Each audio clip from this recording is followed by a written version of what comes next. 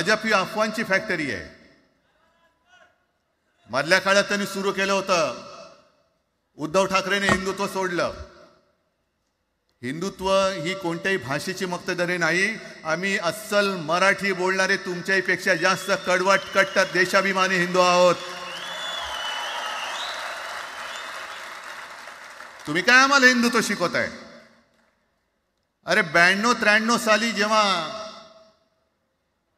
जे काय घडलं, देशद्रोही मातले होते, तेव्हा मुंबईतल्या अमराठी लोकांना सुद्धा हिंदू म्हणून माझ्या शिवसैनिकांनी, शिवसेना प्रमुखांच्या शिवसैनिकांनी व मराठी माणसांनी वाचवलेलं आहे. आणि देवेंद्र फडणवीस आज जे बोललेत, बातम्या आले सगळीकडे, मी इकडे बातम्या आणल्या आहेत.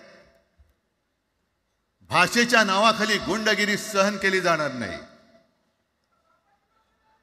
जर महाराष्ट्रामध्ये मराठी माणूस न्याय मागण्यासाठी आंदोलन करत असेल आणि त्याला जर का तुम्ही गुंड म्हणत असाल तर आम्ही गुंड आहोत.